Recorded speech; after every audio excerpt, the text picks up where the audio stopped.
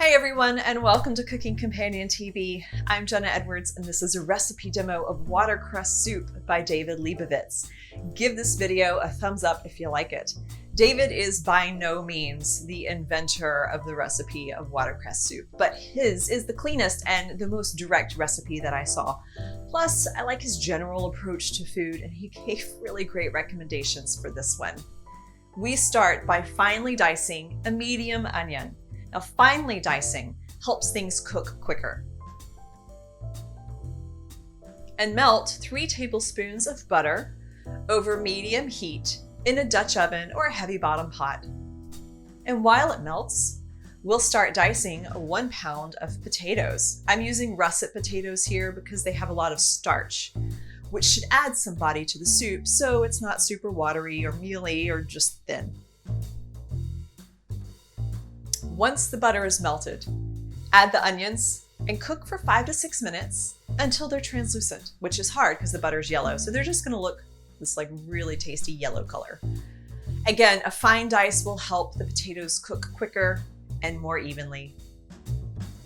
The onions should definitely be cooked through now, so add all of those diced potatoes to the pot. And 6 cups of water. I recommend keeping it to straight water, like no extra broth or bouillon, so you maintain the flavor of the watercress. Any sort of broth will overpower the greens. Give a couple healthy pinches of salt and increase the heat to medium-high. Now partially cover and let it cook for 10 minutes. While it cooks, I'll pick out any large stems from the watercress. The watercress should be washed and drained by now, and maybe a couple of rinses to get all of the grit out. Watercress grows near water, go figure, so it will have a lot of sand in it. And I'll finally chop any large stems just to be sure I don't end up with some woody stalk in my spoon.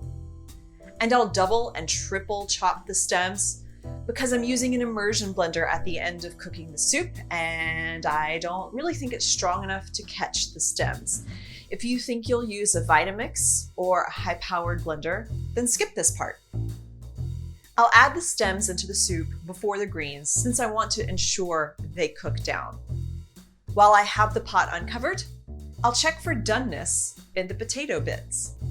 It feels like they're still a little al dente, so I'll let it cook for just a couple more minutes. And now we're ready to add in the greens. The watercress is so delicate, it really melts right into the soup, right before your eyes.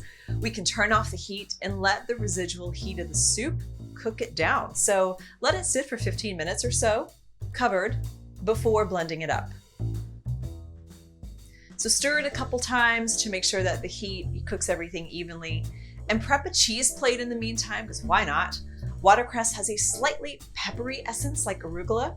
The soup mostly carries the potato flavor with this extra little like peppery essence of watercress. So season it to taste with salt and black pepper and give it a good blend. Even though I blended it for a few minutes, inevitably, I missed a few stalks that got stuck in the blender. But it's fine because they cooked down really well, so it really didn't matter so much. Probably could have skipped all of that stem chopping. The soup is really elegant and light, and it pairs with a lot of accessories. I have these creamy, stinky cheeses and a baguette. You can stir in cream or sour cream or yogurt or sprinkle in any seeds or crispy bacon lardons.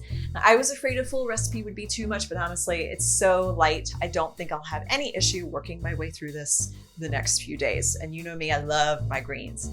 If I do freeze it, I'll let you know in the comments below how it works out. Regardless, that's it for this recipe of watercress soup from davidleibovitz.com. Get the ingredient list below or at cookingcompaniontv.com/watercress soup. Give this video a thumbs up if you like it, and subscribe to this channel for more demos just like this. I'm Jenna Edwards, and thanks for watching.